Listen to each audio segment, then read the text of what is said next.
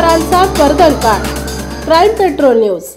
शहरातील पार्किंगची समस्या दिवसेंदिवस गंभीर होत चालली आहे। केवळ दिवसाच नाही तर रात्रीही वाहने पार्क कोठे करायची हा प्रश्न निर्माण होत आहे।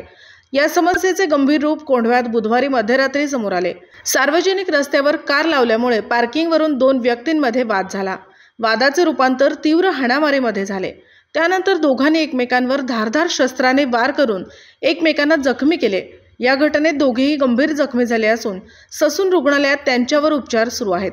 गणेश सुभाष राखपसरे वय वर्ष 32 राहणार अशरफ नगर शेरखान चाळ कोंढवा बुद्रुक आणि आफाक अशफाक शेख वय वर्ष 30 राहणार भाग्यलक्ष्मी टॉवर मिठानगर कोंढवा अशी जखमींची नावे आहेत।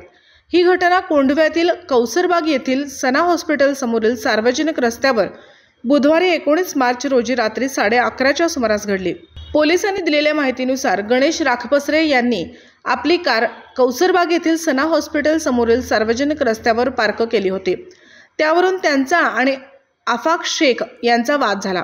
वादाचे रूपांतर भांडणात झाले आणि दोघांनी एकमेकांवर धारदार शस्त्राने हल्ला करून परस्परांना जखमी केले।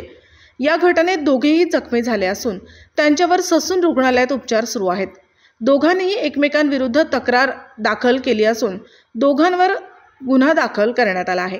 याबाबत नागरिकांना पडलेले काही प्रश्न, पार्किंगच्या वादातून एवढ्या मोठ्या प्रमाणावर हा मार होतेच कशी? एवढ्या अचानकपणे अशफाक शेख याकडे धारदार शस्त्र कुठून आले? कोंढवा भागात सर्रासपणे शस्त्र घेऊन फिरणाऱ्यांवर कारवाई का होत नाही? सर्रास पुणे शस्त्र घेऊन फिरणाऱ्याचा नेमका उद्देश काय? घातपात की दहशत? याबाबत बोलताना पोलीस उपायुक्त डॉक्टर राजकुमार शिंदे परिमंडळ 5 यांनी सांगितले की दोघांवरही ससून रुग्णालयात उपचार सुरू आहेत। उपचार पूर्ण होताच त्यांना ताब्यात घेऊन अटक करण्यात येईल। धारदार शस्त्र व इतर सर्व बाबींची चौकशी करण्यात येईल। कायदा सुव्यवस्था बिघडवणाऱ्याची गय केली जाणार नाही। आपल्या परिसरातील महत्त्वाच्या बातम्या पाहण्यासाठी आमच्या क्राईम पेट्रोल न्यूजच्या चॅनलला सबस्क्राईब करा आणि बेल आयकॉन प्रेस करा।